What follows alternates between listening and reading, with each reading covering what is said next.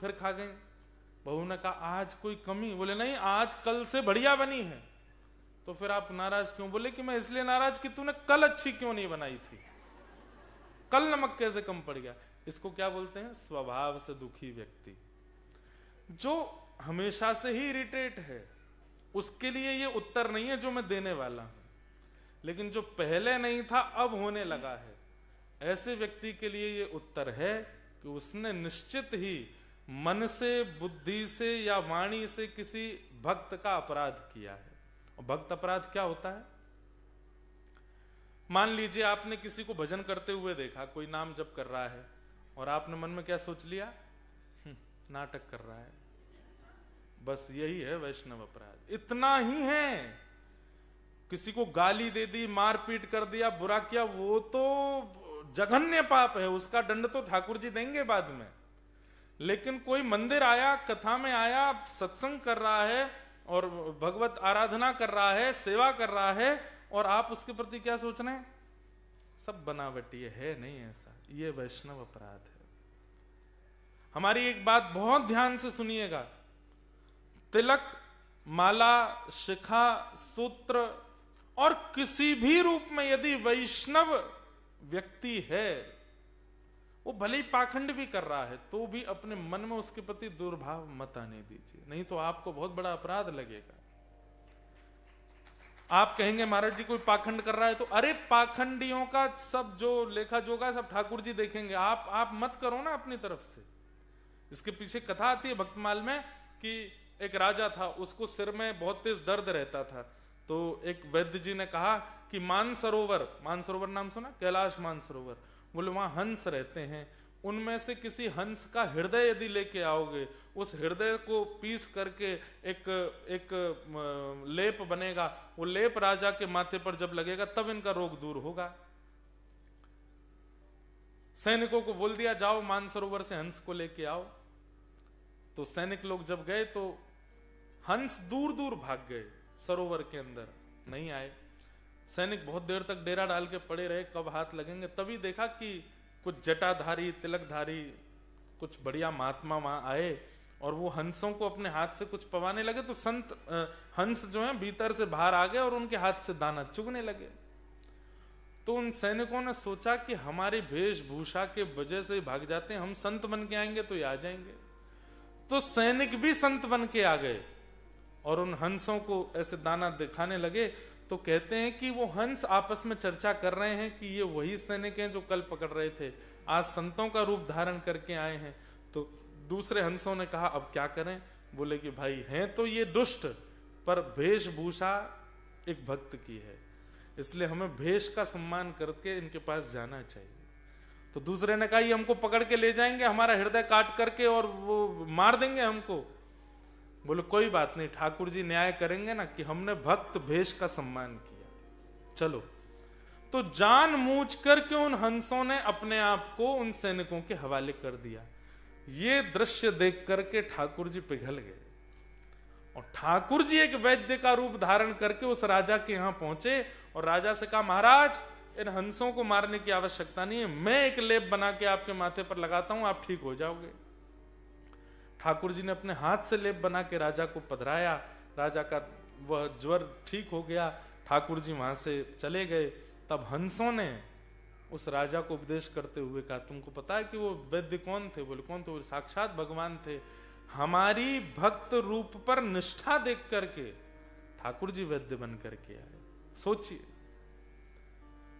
कोई केवल भक्त के चोला में है और भीतर महाराक्षस है। अरे सिया जी, हमारी परम्बा जगदम्बा सीता जी, वो जानती नहीं थी कि ये रावण है, और यदि वो यही नहीं जानती थी कि ये रावण है तो वो सीता जी कैसी? वो सब जानती हैं, उनके नेत्रों के आगे आने वाली हर परिस्थिति बता देती है। अरे वो प्रथम दिन ही पुष्प वाटिका में देख करके राम जी को पहचान गई थी कि यही परमात्मा है, यही धनुष भंजन करेंगे, यही मेरा वरण करेंगे, मुझसे विवाह करेंगे। इतना परख रखने वाली जानकी जी रावण को नहीं पहचान पाई? पहचान गई थी। केवल उसके भेष का सम्मान करके रावण ने हरण किया नहीं, सीता जी ने स्वयं दिया, क्योंकि वो एक भेष में आया था। आप कहेंगे महाराज जी आप पाखंड को बढ़ावा नहीं दे रहे हैं। पाखंडी लोग बहुत हैं संसार में, पर उसका भेष यदि भक्त का है तो भी आप उसके आगे हाथ जोड़ के भली चुपचाप चले जाओ, वहां से बिल्कुल मत मिलो उससे, बिल्कुल मत बैठो उसके पास में, लेकिन उसके लिए गलत मत बोलो, क्योंकि उसका कल हमने 2 स्वभाव बताए थे जिन स्वभावों के कारण व्यक्ति दुखी रहता है। पहला अहमता और दूसरा ममता। इन दोनों को त्यागने की बात कही है। पहले तो मैं कुछ नहीं हूं और मेरा कुछ नहीं है, ये 2 स्वभाव जिसके निकल गए उसको दुनिया की कोई ताकत दुखी नहीं कर सकती। दुखी वही है जो इन 2 स्वभावों में रहता है कि मैं कुछ हूं और ये सब मेरे हैं। आप कुछ भी नहीं हो और आपका कुछ भी नहीं है। ये 2 स्वभाव जब अपने चित्त में ले आओगे, कोई दुखी नहीं कर पाएगा आपको, कुछ भी नहीं है आपका। और ये 2 स्वभाव आते ही आपको क्या पता लगेगा कि संसार कैसा है, क्षण भंगुर, एक क्षण में नष्ट हो सकता है, एक क्षण में इसका नाश निश्चित है। वैराग्य राग रसिको भवभक्ति निष्ठ, इसी को वैराग्य कहते हैं। ये पता लग जाना कि संसार स्थिर नहीं है, ये एक दिन नष्ट हो जाना है। बंधुओं एक बात बताएं, कई बातें ऐसी होती हैं वो आपको पता होनी चाहिए, लागू नहीं होनी चाहिए। जैसे वैराग्य, आजकल वैराग्य को लोग क्या समझते हैं, घर छोड़ देना, पत्नी बच्चों को छोड़ देना, पति को छोड़ देना, बाहर निकल जाना, जटा धारण करके महात्मा बन जाना, ये वैराग्य नहीं। वैराग्य का मतलब है सबके बीच में रहते हुए भी किसी में आसक्त ना होना, ये वैराग्य है। आपको पता होना चाहिए कि ना पत्नी हमेशा रहने वाली है, ना पति, ना बच्चे, ना परिवार, ना धन, ना दौलत, ये सब कुछ केवल एक माया है, केवल एक स्वप्न है और मुझे इसका केवल निर्वहन करना, ये पता होना चाहिए, लागू नहीं करना है। लागू कोई बिरला ही कर पाते हैं, कोई ठाकुर जी के जन ही होते हैं जो लागू कर पाते हैं इस बात को, लेकिन पता आप सबको होना चाहिए। और पता के साथ साथ उस पर अटूट विश्वास भी होना चाहिए कि सब तो ये सब एक स्वप्न जैसा है। 2 भावों का कोई त्याग कर दे, अहमता और ममता, तो उसके मन में ये विश्वास दृढ़ हो जाएगा कि संसार एक बबल की तरह है, कभी भी नष्ट हो सकता है। फिर दूसरा श्लोक कहते हैं, धर्मं भजस्व सततं त्यज लोक धर्मान् सेवस्य साधु पुरुषां जहि काम तृष्णाम् अन्यस्य दोष गुण चिंतन माशु मुक्त्वा सेवा कथामृतमहो नितरां पिबध्वम्। बहुत ध्यान से सुनिए, धर्मं भजस्व सततम। मैंने कल भी कहा था ये 2 श्लोक की गीता है। अगर एक एक शब्द इसका समझ लिया तो संपूर्ण गीता का सार आपको मिल जाएगा। अहमता ममता का त्याग करने के बाद, संसार की वास्तविकता को समझने के बाद चौथा काम क्या करना है, बोले धर्म को भजो, धर्म को भजो सततम, हमेशा। अब धर्म क्या है, धर्म किसे कहते हैं, तो कहते हैं धार्यति इति धर्म। जो धारण करना सिखाती हो उसको धर्म कहते हैं, जिसमें धारण करने की क्षमता हो उसको धर्म कहते हैं। जो बिखेर दे, जो नष्ट कर दे, जो सबको अस्थिर कर दे, वो अधर्म है। और जो सबको संजो दे, धारण कर ले, वो धर्म है। बहुत सिंपल सी व्याख्या है धर्म की। धर्मम भजस्व सत्यम, वो क्रिया करो जिससे सब संभल जाए, वो क्रिया करो जिससे आप स्थिर हो जाओ, वो क्रिया करो जिससे आप अस्थिर ना रह पाओ। धर्मम भजस्व सततम। और किसका त्याग करो, बोले त्यज लोक धर्मान, लोक धर्म का त्याग करो। लोक धर्म किसको कहते हैं, अब कहने में थोड़ी अटपटी बात है। बुआ जी, चाचा जी, ताई जी, ताऊ जी, जीजा जी, फूफा जी, एवं संसार में ये मेरे फ्रेंड हैं, मित्र हैं, ये बहुत धनवान हैं, इनसे बना के रखनी है, आदि आदि। इन सबको खुश करने के लिए जो हम कर्म करते हैं उसको लोक धर्म कहते हैं।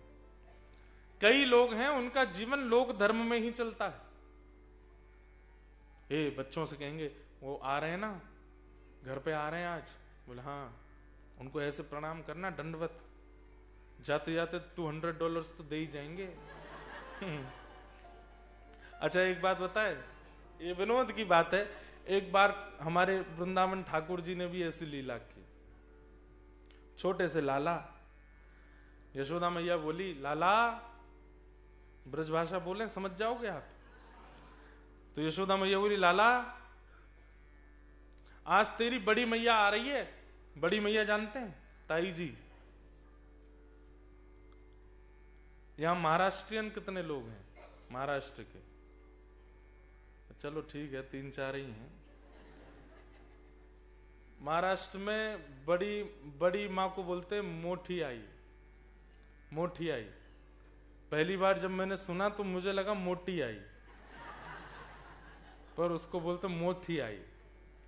तो यशोदा मैया बोली लाला, आज तेरी बड़ी मैया आ रही है।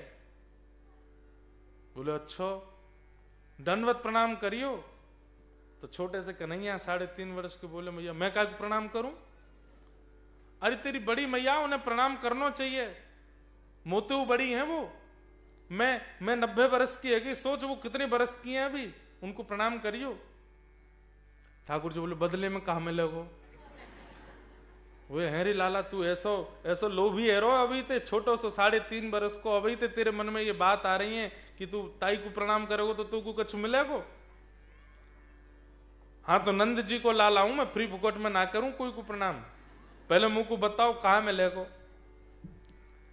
तो यशोदा मैया बोली तू उनको प्रणाम करोगे तो को मैं माखन की लोनी दूंगी। हैं या माखन की लोनी का प्रणाम करूं? ये तो मैं ऐसे ही चुराई लूंगा कहीं से भी। लाला तू उनको प्रणाम करेगा तो मैं तो गैया चरवाऊंगी। बोले गैया तो मैं ऐसे ही चराए आऊंगा। लाला तू उनको प्रणाम करेगा तो को मैं पद्म राग के कंगन पहनाऊंगी। ठाकुर जी बोले मुंह में लोभ ना है मैया, तू ऐसा लोभ मत दे, है ना, पद्म राग के कंगन ना ही चाहिए मुंह को।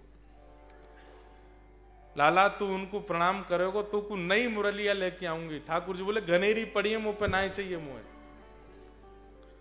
इतनी देर हो गई, अब माँ को ये भी लग रही है संस्कारी बालक तो तभी दिखेगो जब प्रणाम करेगो, नहीं तो बड़ी जेठानी है आए के कहेंगे कहां से खाए वाला को प्रणाम भी ना करे। ठाकुर जी देखना और बता मैया और कहां मिलेगो? तो मैया ने अंत में बोली लाला तेने अगर बड़ी आई को प्रणाम कियो, बड़ी ताई को प्रणाम कियो तो तेरो ब्याह जाएगो। इतने में तो ठाकुर जी ने फेंटा बांध, बोले कहां है बड़ी मैया? मैया जल्दी बता कहां को है? बोले अभी आ रही है नंद भवन में। ठाकुर जी तो बाहर द्वार पे ही खड़े है गए हैं, कौन सी दिशा से आवेगी? बोले वाह दिशा से, वही देख रहे हैं। मैया अभी तो आई ना? बोले आवे बारी है। अब मैया को इतना खुश, इतनी प्रसन्नता है रही है कि चलो बढ़िया है, बड़ी मैया को प्रसन्नता होगी, लाला कितना संस्कारी हमारो। और जैसे ही बड़ी मैया आई, ठाकुर जी तो मैया ने कही ये लाला बड़ी मैया। ठाकुर जी तो वहीं से दौड़ करके गए, अरे मेरी बड़ी मैया आ गई, मेरी बड़ी मैया आ गई, मेरी बड़ी मैया आओ। वहीं से दंडवत प्रणाम करें, एक बार प्रणाम करें, दूसरी बार प्रणाम करें, जैसे दंडवती परिक्रमा करें ऐसे ठाकुर जी परिक्रमा करते हुए जा रहे हैं। बड़ी बूढ़ी मैया, उनके तो नेत्रन में आंसू आ गए। अरे यशोदा तेरो लाला कैसो संस्कारी, आजा आजा मेरो लाला गोदी में आजा। अब तो अंक से लग गए, अब तो अंक में लग के ठाकुर जी पसीना पहुंचे। अरे मेरी बड़ी मैया आ गई, मेरी बड़ी मैया आ गई। मैं तो मैया तेरे पास ना सोऊंगा, मैं तो इन्हीं के पास सोऊंगा, इन्हीं के संग खाऊंगा, इन्हीं के संग रहूंगा। अब छोटे से ठाकुर जी 3.5 वर्ष के तोतली वाणी में इतना प्रेम लुटा रहे हैं। रात है गई, रात में ठाकुर जी गए यशोदा मैया के पास, बोले अभी तक आशीर्वाद दियो नहीं है मैया। यानी अगर सुगढ़ ब्याह को आशीर्वाद नहीं, सुगढ़ मतलब अच्छे ब्याह को, सुगढ़ ब्याह को आशीर्वाद नहीं दियो तो मैया को श्राप दे दूंगा। अरे लाला ऐसे ना क्यों करें, तू खूब सेवा कर रज रज के, जब जावेगी तो बड़ी आई तो को आशीर्वाद दे के जाएगी। ठाकुर जी कभी चरण दबा में, सवेरे वो उठे उससे पहले ठाकुर जी उठ जा, मैं तो आपके संगे स्नान करूंगो। उनके संगे स्नान कर रहे हैं, उन्हीं के संग खा रहे हैं। जाते जाते यशोदा मैया बड़ी ताई जी ठाकुर जी की आशीर्वाद, लाला ऐसो मेरो चिर जीवे, लाला की खूब लंबी आयु हो, मेरे लाला को ऐसो नाम है जाए, मेरे लाला के खूब खूब संपत्ति है जाए, खूब वैभव है जाए। ठाकुर जी मुंह बनाए बैठ रहे हैं, यशोदा मैया को देख रहे हैं, नाम लेके आयु लेके संपत्ति लेके क्या करूंगा अकेलो। अब तो बड़ी ताई लास्ट में फिर बोल गई, मेरे लाला के खूब सारे ब्याह है जाएं। और जैसे ये बात कही है महाराज, ठाकुर जी तो लिपट गए मैया से, मैया तू तो यहीं डट जा, तू मत जावे, हमें छोड़ के मत जा, तू यहीं रहे। ऐसे ठाकुर जी, ये तो विनोद की बात है, लेकिन इसी को लोक धर्म कहते हैं कि कई बार हम दूसरों से अपने काम मनवाने के लिए उनकी बड़ी चाटुकारी करते हैं, और इसमें परिवारी जन भी बहुत आते हैं। चाटुकारी शब्द बुरा है, पर उसकी करो जो हरि से मिलवाता हो। वो पत्नी श्रेष्ठ जो हरि की कथा में, वो पत्नी जो अपने पतियों को खींच के लाई हो कथा में, आज वो पति देव रात में ऐसे पांव छू लेना पत्नी के, देखो तो हम कथा में लेके गए। वो पति जो पत्नी को लेके आया हो, वो पत्नी पति को प्रणाम करे। वो बच्चे भी जो माँ को कह के लाए, माँ वो आए हैं जगन्नाथ चकानैन वाले महाराज जी, उनकी कथा सुना ला, उन बच्चों को प्रणाम कर लेना। क्यों? हरि से मिलाने वाले के समीप जो ले जाए उसकी चाटुकारी करो, वो धर्म बन जाएगा, वो धर्म बन जाएगा। जो ठीक है, अब हमको भी बहुत लोग घुमा रहे हैं न्यूजीलैंड में, इधर घूमो इधर घूमो इधर करो, हम भी खूब आनंद कर रहे हैं, लेकिन घूम फिर के अंत तो गत्वा गति क्या है? ठाकुर जी ही हैं। लेकिन आपको दुनिया भर का प्रलोभन देते हो, ये वाली पी के देखो, ऐसा वाला खा के देखो, यहाँ पे नाच के देखो, ये करके। कई बार तो सत्य बता रहे हैं, संसार में ऐसे ऐसे काम होने लग गए हैं कि सुनकर के लगता है सच में ये सब भी होता है यहाँ पे। ये दुनिया के ऐशो आराम का प्रलोभन देने वालों की चाटुकारी नहीं करनी है।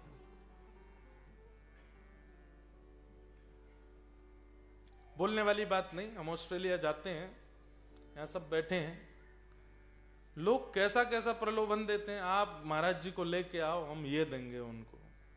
हमने स्पष्ट कह रखा है, जो लोभ देकर के बोले ना कि हमारे घर ले आओ हम ये देंगे, उसके यहां पहले मना कर देना, नहीं जाएंगे। और कई बार ऐसों के घरों में भी गए जिनके घर पर सुबह भोजन बनता है तो शाम के लिए व्यवस्था नहीं होती, ऐसों के यहां भी जाते हैं, क्योंकि उनमें प्रेम है, श्रद्धा है, भाव है और विश्वास माने भगवान की बड़ी कृपा, भागवत जी ऐसी कृपा बनाए रखें। इस संसार के लोभ प्रलोभ देने वालों से दूर ही अच्छे, उनका मत करो, ज्यादा उनकी चाटुकारी अच्छा नहीं। हाँ ठीक है, कई बार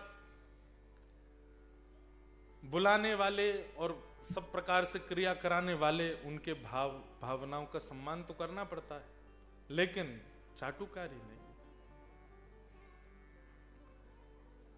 सुनने में आती हैं कई बातें, जब और भी वैष्णव आते हैं, वे लोग बहुत ऐसी बातें करने लगते हैं तो फिर मन बहुत खिन्न होता है कि वैष्णवों को ऐसी बातें तो नहीं करनी चाहिए। धन अर्जन के लिए किसी भी स्थिति में पहुंच जाते हैं, ऐसा नहीं। वो सबसे अच्छा संबंध जो ठाकुर जी के समीप ले जाता हो, और जो ठाकुर जी के समीप नहीं ले जाता है उससे बहुत संबंध बनाने की प्रयोजना योजना मत बनाओ। मीराबाई कहती हैं, मीराबाई से किसी ने कहा, मेरा बहुत प्रिय पद है, मैं बहुत कम विदेश में तो गाता ही कम हूं, गा रहा हूं आज। बाई साहब से किसी ने कहा कि बाई साहब आप क्यों ठाकुर जी की सेवा करती हो, क्यों ठाकुर जी का इतना कीर्तन करती हो, आपके देवर राणा को इतना बुरा लगता है, क्यों करती हो? अरे उसको बुरा लगेगा तो आपको एक दिन महल से निकाल देगा। तो मीराबाई कहती हैं उसको बुरा लगेगा वो महल से निकाल देगा, उसको बुरा लगेगा वो राज्य से निकाल देगा, और इनको बुरा लग गया तो इनके तो तीनों लोक हैं, ये कहां भेजेंगे मुझे? तीनों लोक से अगर मुझे निष्कासित कर दिया तो कहां जाऊंगी मैं? अरे एक छोटे से राज्य के राजा को रिझाने से अच्छा त्रिलोकी नाथ को रिझाऊंगी मैं। वो रीझे, बाकी पूरा संसार भले ही रूठ जाए मुझसे। रूठे चाहे राजा वासे कछु ना काजा, एक तू ही महाराजा और कौन पास जाएंगे। रूठे चाहे भाई वासे कछु ना भलाई, एक तू ही है सहाई और कौन को सराएंगे। रूठे चाहे शत्रु और मित्र आठों याम, एक तेरे चरणन के नेह को निभाएंगे। जग सारा झूठा एक तू ही है अनूठा, रूठ जाए चाहे सारा जग पर तू ना रूठा चाहिए। हो मैं तो गोविंद रा गुण गासूं, राणा जी रूठे तो मन खाए करसी। मैं तो गोविंद रा गुण गासूं, राणा जी रूठे तो मन खाए करसी। हो मैं तो गोविंद रा गुण गासूं, राणा जी रूठे तो मने खाए करसी। राजस्थानी भाषा है, करताल बजा के गाओ।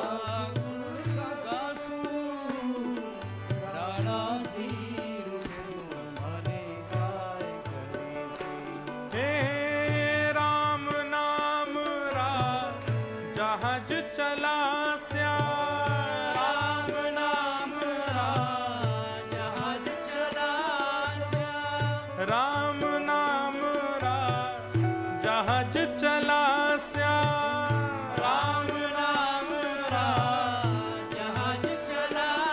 मैं तो भव सागर तर जासूं, मैं तो भव सागर तर जासूं। ओ मैं तो भव सागर तर जासूं, मैं तो भव सागर तर जासूं। ओ मैं तो गोविंद रा गुण गासूं, राणा जी रूठे तो मन खाए करसी। मैं तो गोविंद रा गुण गासूं, राणा जी रूठे तो मन खाए करसी। ओ मैं तो गोविंद रा गुण गासूं, राणा जी रूठे तो मन खाए करसी। मैं तो गोविंद रा गुण गासूं, राणा जी रूठे तो मन खाए करसी। हो बाला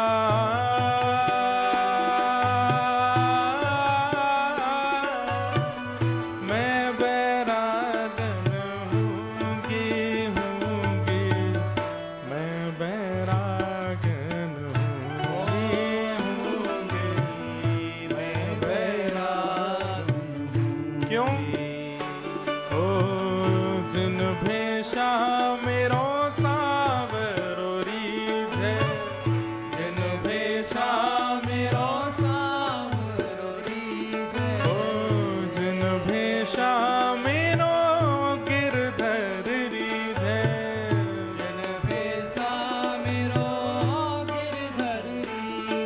मैं सोही भेष धरूंगी हो, मैं तो सोही भेष धरूंगी। हाँ मैं तो सोही वेश धरूंगी हो, मैं तो सोही वेश धरूंगी। अरे हाँ मैं बैरागन होंगी, मैं बैरागन। हाँ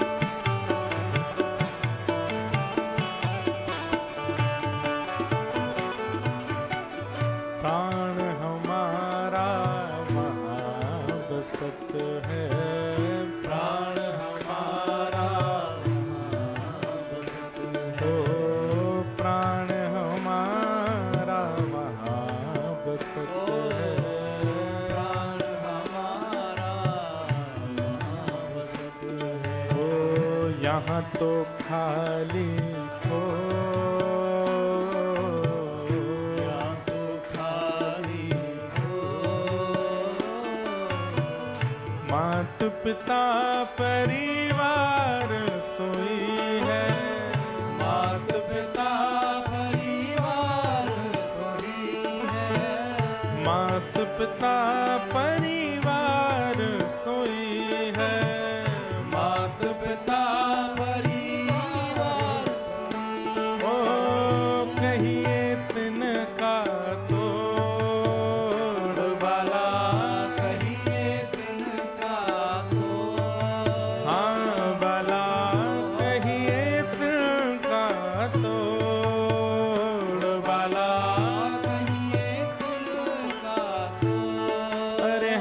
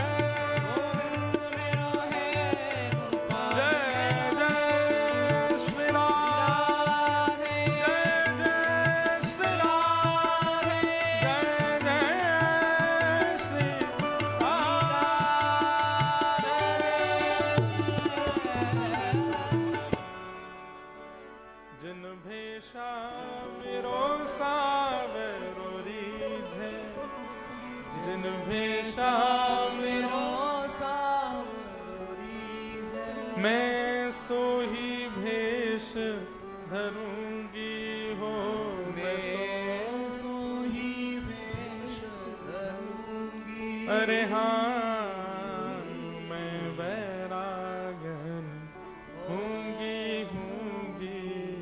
मैं वैराग।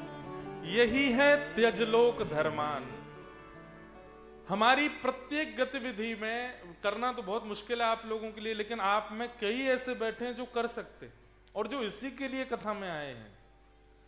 वो करो जिससे ठाकुर जी रीझें।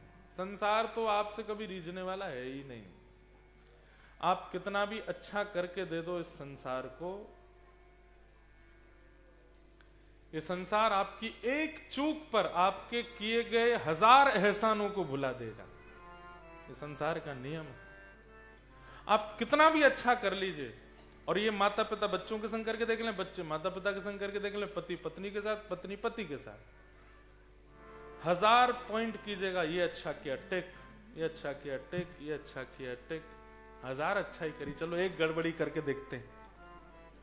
एक गड़बड़ी करो, 1000 भूल जाएंगे लोग। ठाकुर जी का स्वभाव उल्टा है। ठाकुर जी क्या करते हैं? एको गुण खलु निहंति समस्त दोषान। ठाकुर जी का स्वरूप क्या है? एक गुण देखते हैं आपके अंदर और फिर उसके बाद 1000 अवगुणों को भुला देते। कल हम लोग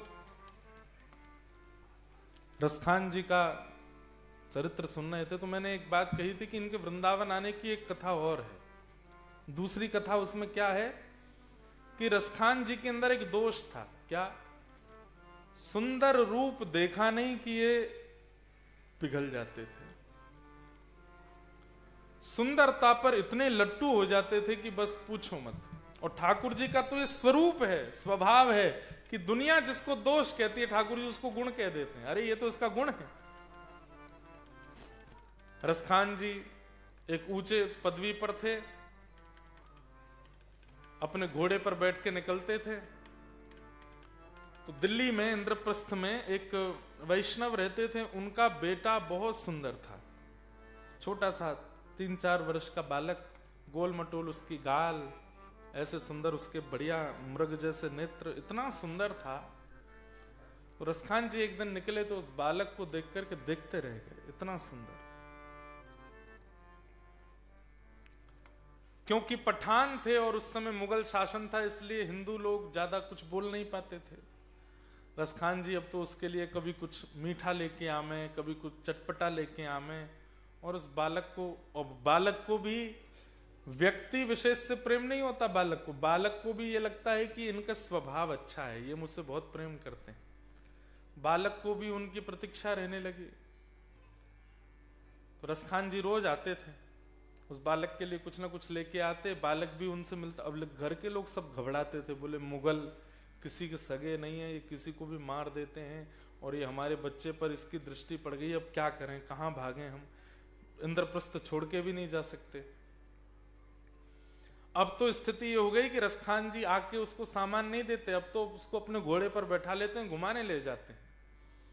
उसके माता पिता बेचारे बाहर हाथ जोड़ के खड़े रहते हैं। रसखान जी कहते हैं चिंता मत करो, मैं आके इसको दे दूंगा। शाम तक घुमाते हैं, बालक को भी अच्छा लगता है, घोड़े पर घूमने को मिलता है, खाने पीने को मिलता है। व्रजमंडल से एक आचार्य इंद्रप्रस्थ दिल्ली गए और उस बालक के माता पिता के यहाँ जब पहुंचे तो उन माता पिता ने, थोड़ा मुख मुरझाया सा था, तो वैष्णव जो व्रज से गए उन्होंने कहा कि तुम लोगों इतने चिंता में क्यों लग रहे हो, क्या बात है? उन्होंने सब सच्चाई बताई। बोले हमारे बालक पर एक साइद इब्राहिम नाम का एक इमाम है यहाँ का, उसका मन आ गया है, उसके लिए खाना लाता है, पीना उसको ले जाता है उठा के।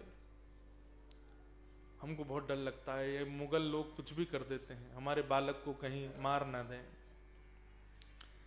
आचार्य बोले कल आएगा, तुम मेरे से मिलवाना उसको। अगले दिन जब आए तो रसखान जी जैसे पहुंचे तो बालक को लिए वो आचार्य खड़े थे।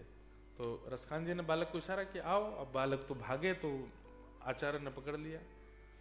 तो रसखान जी बोले क्यों नहीं छोड़ते आप उसको? बोले कि आप 2 मिनट आएंगे, एक बात कर लें आपसे। रसखान जी नीचे उतर गए। क्या बात है? बोले आप इस बालक से बहुत प्रेम करते हैं? बोले हाँ, मैं बहुत प्रेम करता हूं। क्यों? मुझे इस बालक में खुदा का नूर दिखाई देता है। कितना सुंदर है ये बालक, इतना सुंदर मैंने कभी कोई नहीं देखा। इसका रूप तो देखो, इसकी आंखें देखो, इसकी नाक देखो, इसका ओष्ठ देखो। तो वो आचार्य बोले आपके खुदा के बनाए हुए बालक इतने सुंदर हैं, तो वो भगवान कितने सुंदर होंगे। तो रसखान जी बोले कि हमारी परंपरा के अनुसार भगवान का रूप नहीं होता। हम जिस समुदाय में हैं वहां भगवान की रूप नहीं होते, आंख नाक मुंह कान ये सब नहीं होते। तो आचार्य बोले जब रूप नहीं होता तो नूर कहां से आ गया? नूर रूप का ही तो होता है। अगर आप नूर शब्द कह रहे हो तो रूप नहीं होगा, और रूप है तो नूर होगा। रसखान जी को तो उनकी बात बड़ी बढ़िया लगी। बोले कि बात तो आप ठीक कह रहे हो। बोले कि हमको तो यही बताया गया कि हमारे भगवान खुदा का कोई रूप नहीं होता। बोले तो फिर नूर शब्द मत कहिए ना। आप ये मानते हैं कि दुनिया संसार भगवान ने बनाया? बोले हाँ। आप ये मानते हैं मानव भगवान ने बनाया? बोले हाँ। हमारी आंख नाक जीव कान सब भगवान ने बनाया? बोले हाँ। तो ये सब भगवान के अंश के रूप में हमारे अंदर प्राप्त प्रकट हुए? बोले हाँ। तो वो अंश का अंशी भी तो होगा, और वो ऐसा ही तो होगा। नाम तुम्हारा तारनहारा, कब तेरा दर्शन होगा। जिसकी रचना इतनी सुंदर, वो कितना सुंदर होगा, वो कितना सुंदर होगा। न्यूजीलैंड देख करके अगर मन में ये बात आती है ना, कितना सुंदर देश है, कितने सुंदर पहाड़ हैं, कितने सुंदर नदियां हैं, कितने सुंदर समुद्र हैं, कितने सुंदर रास्ते हैं, ये देश कितना अच्छा है, तो समझो अभी संसार ही है आपके अंदर। लेकिन मन में ये बात आती है कितने सुंदर पहाड़, समुद्र, रास्ते, पेड़ पौधे, इनको बनाने वाले ठाकुर जी कितने सुंदर होंगे। ठाकुर जी का वो निकुंज कितना सुंदर होगा जिसमें श्री प्रियालाल जी विराजते हैं, जिसमें वो विहार करते हैं। उनकी एक छोटी सी बिंदु इतनी सुंदर है, तो वो सिंधु कितना सुंदर होगा। तो समझो कि ये वैष्णवता है, ये भगवत्ता है।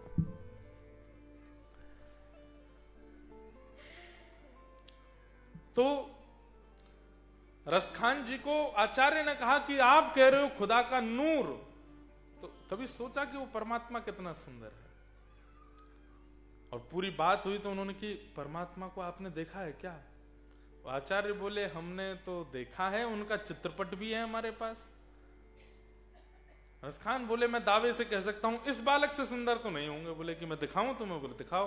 तो भगवान की ऐसे हाथ में मक्खन लिए एक बहुत सुंदर चित्र था उन आचार्य के पास, झोला से निकाल के जैसे दिखाया, आहा, नील सरोरु कांति वाले श्याम सुंदर के मृग जैसे नेत्र, 2 दतुइयां, हाथ में मक्खन लिए, सिर पर बढ़िया चोटी बनी है, आहा, शोभित कर नवनीत लिए, घुटुन चलत रहन तन मंडित गो रोचन तिलक किए। जब इस स्वरूप का दर्शन किया रसखान ने, असंभव, हो ही नहीं सकता, ये तो बहुत सुंदर है। तो बोले हाँ, यही तो हम बता रहे हैं कि ये नूर का नूरी है। आपके पास इसका चित्र कहां से आया? मुझे भी इसका चित्र। बोले तुम चित्र की बात करते हो, हम इसी से मिलवा देंगे तुम्हें। बोले कहां मिलेगा? बोले वृंदावन में मिलेगा। तो एक कथा ऐसी भी है कि रसखान जी उस रूप को देख के इतने बावड़े हो गए कि सीधे वृंदावन गए, और फिर उस रूप को देखने के लिए जो बताए, कोई कहे माला पहनो, कोई कहे कंठी पहनो, कोई कहे कथा सुनो, कोई कहे ये करो, सब करते थे कि कैसे भी ये रूप दिख जाए मुझे। और वहीं से फिर वो रसखान बने। तो मैं क्या क्या बता रहा हूं, ठाकुर जी तो दोष को भी गुण मान लेते हैं। ये ठाकुर जी का स्वभाव है, ये ठाकुर जी का स्वरूप है। धर्मं भजस्व सततं तज लोक धर्मान, सेवस्य साधु पुरुषां जहि काम तृष्णाम। धर्म को भजो, लोक धर्म का त्याग करो। और बल्कि लोक धर्म में भी उसके ज्यादा प्रेम में रहो जो आपको भगवत संबंधी बनाता हो। भगवत प्रेम सिखाता हूं।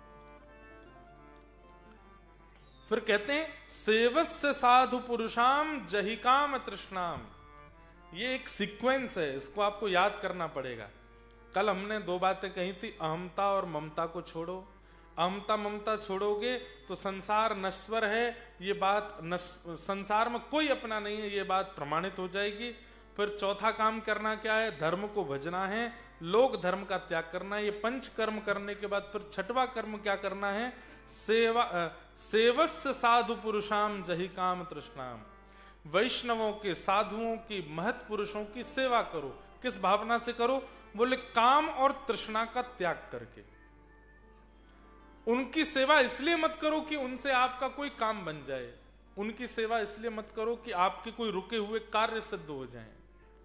किसी भी महापुरुष की सेवा इस भावना से मत करना। एक आपको बिल्कुल सत्य घटना बताएं, मेरे साथ घटी हुई घटना। कनाडा में एक परिवार के यहां हम गए, तो उन्होंने कहा, बोले महाराज जी हमारे यहाँ एक घटना हुई, वो हम बताएं। मैंने बताओ। बोले हमारा बेटा, उसके विवाह की हम लोग बहुत दिन से योजना बना रहे थे। मैंने कहा अच्छा, फिर? अब वो विवाह जिनसे करना चाहते थे वो कन्या उचित नहीं थी। उचित मतलब हिंदू हैं, वो हिंदू भी नहीं थी। तो हम लोगों ने उसको समझाया कि बेटा यहाँ विवाह मत करो। उसने कहा नहीं पिताजी देखो, आप मेरा विवाह तो यहीं कराओ और कहीं मैं जा नहीं सकता। तो हमारे एक गुरुजी काशी में रहते, हम काशी गए। काशी में जाके गुरुजी से कहा, तो गुरुजी ने फिर उस कन्या की जन्म तिथि से सब कुंडली आदि भी दिखवाई। तो गुरुजी ने कहा देखो वैसे भी ठीक नहीं है ब्याह करना, क्योंकि आप सब हिंदू हैं, वो मुस्लिम है, और वैसे भी ठीक नहीं है कुंडली के हिसाब से। अगर मानते हो धर्म शास्त्रों को तो इनकी आगे एक किसी की अकाल मृत्यु का योग है। तो बोले अब क्या करें? पुत्र को बुला के समझाया, उसने भी नहीं माना। बोले कि हमको मरना मंजूर है लेकिन ब्याह कराओ। तो फिर जो पिताजी थे उसके पुत्र के, वो आचार्य के सामने रोने लगे। बोले कि आप कुछ तो करिए महाराज जी, ठीक है हम ब्याह भी करा देंगे लेकिन जीवित तो रहें ये दोनों, हमारा पुत्र मरे ना, ऐसा अकाल मृत्यु ना हो, कम से कम जब तक हम जीवित हैं। तो उन आचार्य ने एक यज्ञ किया और उस यज्ञ में अपने 40 वर्ष की जो जटा थी उस जटा का छेदन करके जटा को डाल दिया और उस यज्ञ के फलस्वरूप उस बालक से कहा कि तुम्हारी आयु जितनी भी है उसमें 40 वर्ष की जो तपस्या है वो मैं अपनी प्रदान करता हूं, क्योंकि तुम्हारे जीवन में तो योग नहीं है अगर इनके साथ रहोगे तो, लेकिन मैं अपने जीवन का ये इतने वर्ष का पूरा बल तुमको देता हूं। 40 वर्षों से जो मैंने तपस्या की उससे मैं ये तुमको देता हूं कि तुम्हारा इतना जीवन और बढ़े। ये बात मैं क्यों बता रहा हूं? महापुरुषों से, भगवत जनों से, भजन कर्ताओं से, साधु पुरुषों से, वैष्णवों से कभी भी संसार अगर आपने मांगा तो भजन के बल पर जब संसार मिलता है ना तो विनाशकारी होता है। उन दोनों का विवाह तो हो गया लेकिन फिर उन दोनों में कभी बनी नहीं आपस में। वे जीवित तो आज तक हैं, आज तो बहुत उम्र हो गई उनकी। ये बात तो मैं तब की बता रहा हूं जब मैं 2014-15 में गया था। ब्याह तो हो गया लेकिन उनकी कभी बनी नहीं और फिर वो संग रहे भी नहीं। उनके माता पिता चले गए लेकिन वो आज तक जीवित हैं और वो इसी बात को कोसते हैं कि वो आज भी वो महापुरुष मेरे स्वप्न में आते हैं और स्वप्न में केवल उनकी वो जटा और उनका रूप ही दिखता है। और मैं आज तक यही गिलानी करता हूं कि मैंने उस महापुरुष से कुछ अच्छा क्यों नहीं मांगा, भगवत प्रेम क्यों नहीं मांगा, भगवत स्वभाव क्यों नहीं मांगा, एक हाड़ मांस के पुतला ही क्यों मांगा। इसलिए मेरी विनती है कि कभी किसी भजनानंदी महापुरुष से संसार मत मांगिएगा, क्योंकि संसार मिल तो जाएगा उनके आशीर्वाद से पर वो कष्टदायी होगा, सुख नहीं देगा। भजन के बल पे तो भजन मांगो। भजन के बल पर तो वैष्णवता हम कभी किसी महापुरुष से ये क्यों नहीं कहते कि ऐसी कृपा कर दो कि हम पॉजिटिव हो जाएं? नेगेटिव बहुत ज्यादा नेगेटिविटी है हमारे अंदर। हम कभी किसी भजनानंदी से ये प्रार्थना क्यों नहीं करते कि आप हमको सरल बना दो, आप कृपा कर दो, हम बहुत ज्यादा जो है बहुत उड़ रहे हैं आकाश में, डाउन टू अर्थ हो जाएं थोड़े। स्वभाव क्यों नहीं मांगते हम? संसार में रह के काम करके भी संसार चाहिए और फिर किसी महापुरुष किसी भजनानंदी से मिलकर के भी संसार ही चाहिए। आप कार्य करते हैं, अपना डॉलर कमाते हैं, पूरा दिन रात एक कर देते हैं, उससे संसार मिल ही रहा है ना आपको। किसी महापुरुष से संसार मत मांगो। कभी कोई भजनानंदी, कोई महापुरुष, कोई वैष्णव, कोई तिलकधारी, कोई ऐसे दिखें कि भगवत भक्त हैं, उनसे कभी संसार मत मांगना, क्योंकि संसार की कोई वस्तु मांगी तो मिल तो जाएगी पर कष्टदायी होगी, क्योंकि भजन के बल पर वो कष्ट ही मिलेगा। इसलिए यहां कहा सेवस्य साधु पुरुषाम जहिकाम तृष्णाम। साधु पुरुषों की सेवा करो, पर कैसे करो? बोले काम और तृष्णा से रहित होके। उनकी सेवा इसलिए मत करो कि उनकी सेवा करेंगे तो हमारा ये काम बन जाएगा, उनकी सेवा करेंगे तो हमारा ऐसा हो जाएगा। नई गाड़ी लाए महाराज जी, इसमें नेक बैठ जाओ, चरण पधरा दो, क्या हो जाएगा? बस बढ़िया चले, इससे फिर बढ़िया माइलेज वाइलेज बढ़िया दे, डीजल कम लगे, दौड़े जाना। क्या मांगना है ऐसा? ऐसी वस्तु नहीं। कभी कोई महापुरुष मिले तो उनसे प्रेम मांगिए, कोई महापुरुष मिले, कोई भजनानंदी मिले तो उनसे ठाकुर जी को मांगिए, ठाकुर जी का स्नेह मांगिए। ये संसार में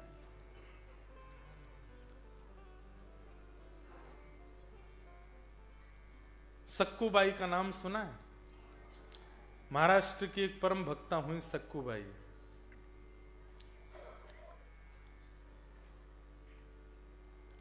विठ्ठल विठ्ठला विठ्ठल विठ्ठला विठ्ठल विठ्ठल विठ्ठल विठ्ठल विठ्ठल विठ्ठला विठ्ठल विठ्ठला।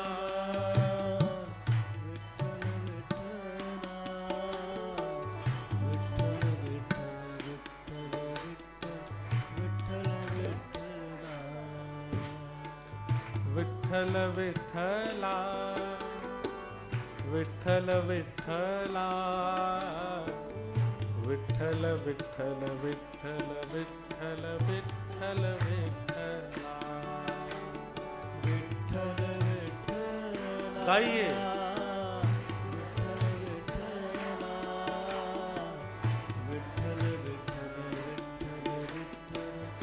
आप सब लोग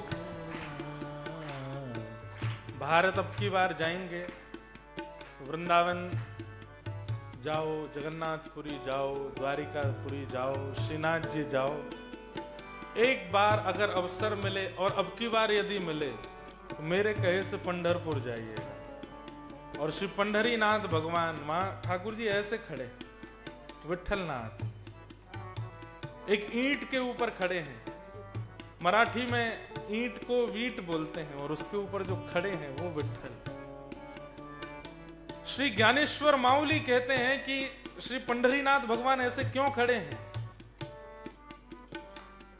ये ऐसे ऐसे करके देखो एक बार, करो करो सब लोग करो। ऐसे आप कब खड़े होते हो बताओ? अब हम बताते हैं, हमारी बात सुनो। पहला, किसी का इंतजार करते हो तब ऐसे खड़े होते हो। कितनी देर और लगेगी, कब फ्लाइट लैंड करेगी, हमारे फूफा जी आ रहे हैं, कब उतरेंगे ये फूफा।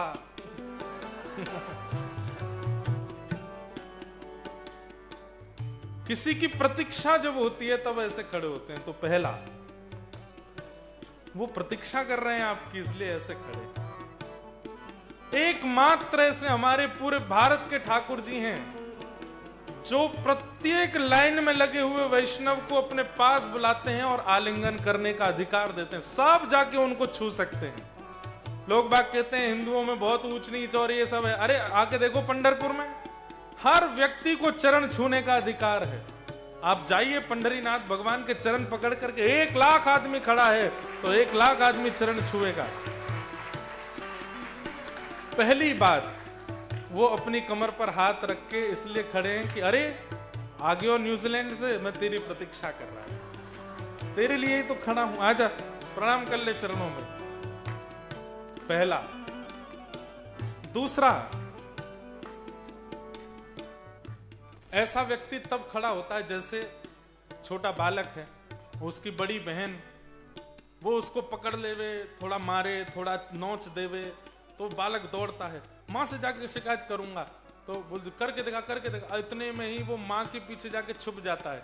सामने से बहन आ रही है तो माँ उस बालक को पीछे करके ऐसे खड़ी हो, छू के तो दिखा इसको। तो ऐसे ही मानो संसार के जितने भी विषय हैं सब हमको नोचते हैं, खींचते हैं, पकड़ते हैं अपनी ओर, लेकिन जैसे ही हम पंढरीनाथ के पास जाते हैं तो पंढरीनाथ अपने पीछे खड़े करके उसके आगे खड़े हो जाते हैं। छू के तो दिखा इसको, हम खड़े हैं यहाँ पर, इसलिए कमर पर हाथ धर के खड़े। और तीसरा, सबसे सुंदर, ठाकुर जी ऐसे क्यों खड़े हैं? जैसे हम किसी नदी में जाते हैं स्नान करने और जिसको तैरना नहीं आता ना, वो नदी में उतरने से बहुत डरता है।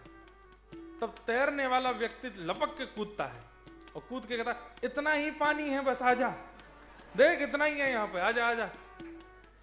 इसका मतलब क्या है? पंढरीनाथ भगवान के सामने जो चला जाता है, ठाकुर जी उसको इशारा करके कहते हैं पूरी दुनिया के लिए संसार सागर बहुत गहरा है, लेकिन तू मेरे सामने खड़ा, तेरे लिए इतना ही है, इतना ही डूबेगा, इसलिए चिंतित मत हो। जो आज तक उनके पास नहीं गया, पंढरपुर नहीं गया, विट्ठल के दर्शन नहीं किए, उसके लिए संसार सागर बहुत गहरा है, वो कभी भी डूब सकता है उसमें। लेकिन एक बार जो ठाकुर जी के सामने चला गया, ठाकुर जी इशारा करते हैं इतना ही है बस, अब तू मेरे सामने आ गया, तेरे लिए संसार सागर इतना ही है। और इतनी नदी हो तो कोई भी पार कर सकता है। पुंडलीक वरदा हरि विठ्ठल, श्री ज्ञानदेव तुकाराम, श्री पंढरीनाथ भगवान की गाओ। हे विठ्ठल विठ्ठल विठ्ठल विठ्ठला, विठ्ठल विठ्ठल विठ्ठल विठ्ठल विठ्ठल विठ्ठल विठ्ठल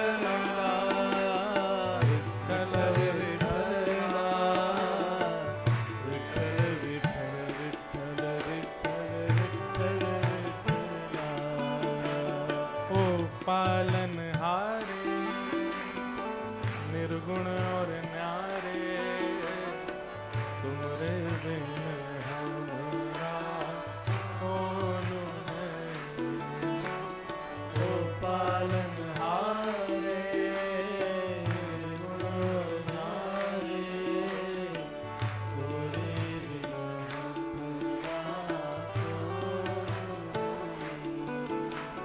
हमरी सुलझाओ भगवन, तुमरे बिन हमरा कौन है।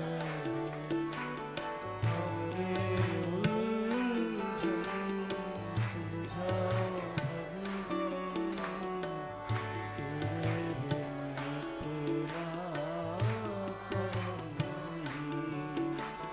तुमरे बिन हमरा कौन है।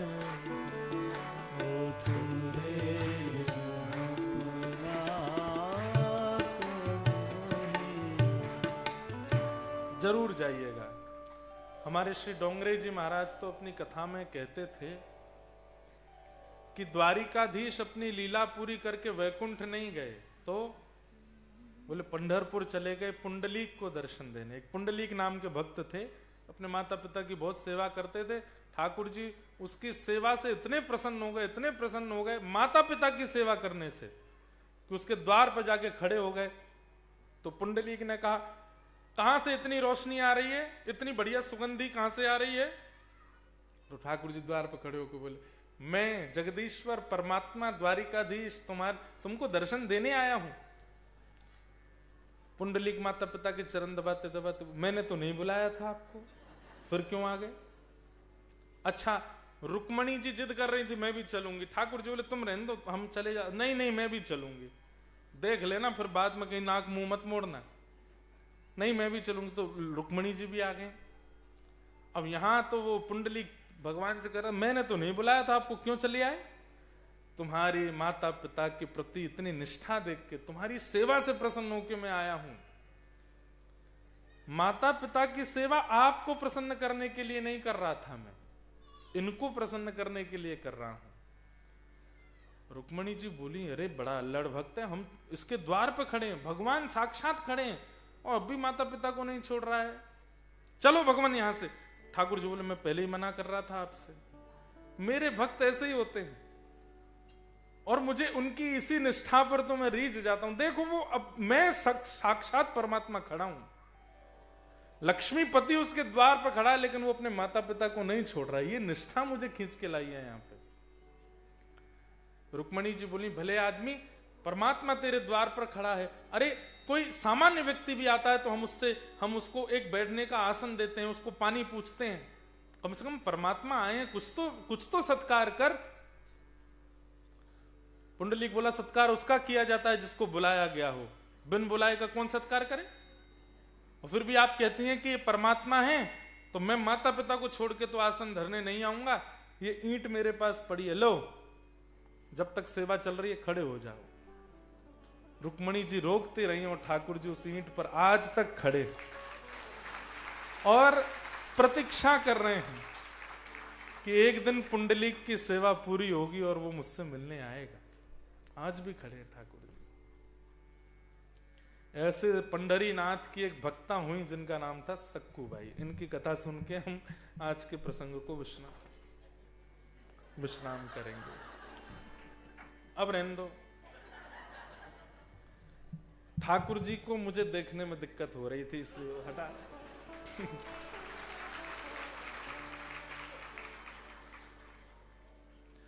तो लड़की का विवाह, घर की बेटी का विवाह हम चाहे जितना भी जांच पड़ताल करके करें, पर वो कैसे घर में जाएगी ये हम कह नहीं सकते।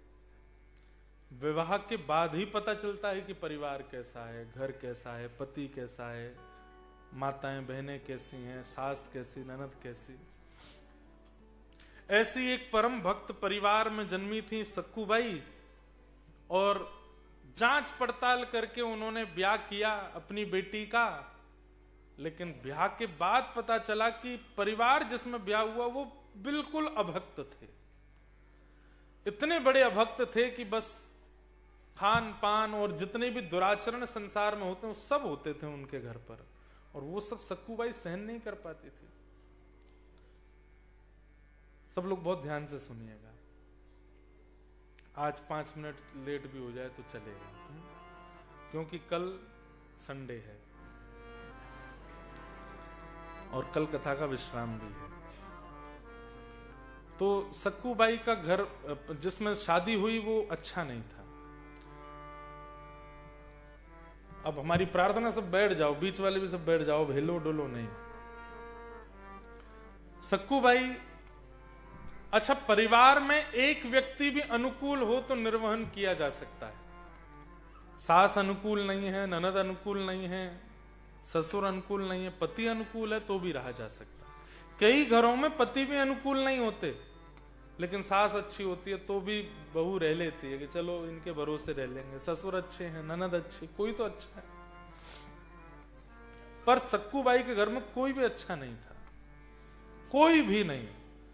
मतलब इतने दुष्ट प्रवृत्ति के थे कि मारपीट तक करते थे केवल इस बात पर कि रोटी गर्म क्यों नहीं है, या सब्जी में ये सामग्री क्यों नहीं है, ये ऐसे क्यों नहीं बनाए।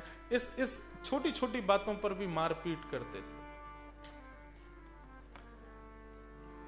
कथाएं सुनना तो बहुत दूर की बात, सक्कू बाई को जाने तक नहीं देते थे। ब्राह्मण संतों का तो घर में प्रवेश ही नहीं था।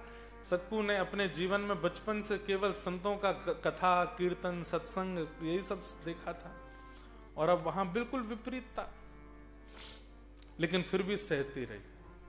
तभी तो ऐसा होगा कि ठाकुर जी कृपा करेंगे।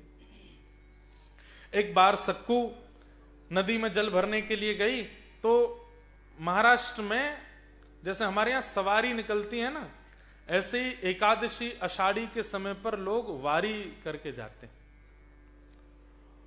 और वारी में लोग कीर्तन करते हुए, नाचते गाते हुए प्रस्थान करते हैं और पहुंचते हैं वारी में।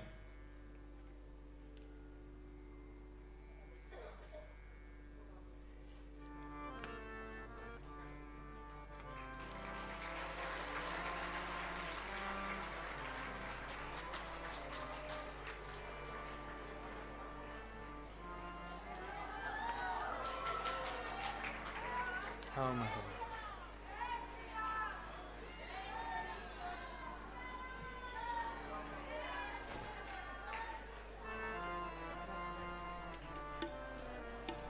जय हो प्रभु।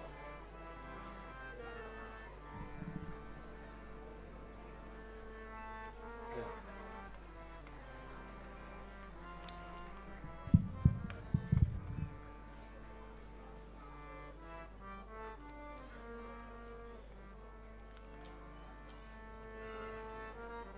ठाकुर जी की परम कृपा से न्यूजीलैंड के इस हरि चर्चा सत्र के द्वितीय दिवस में आज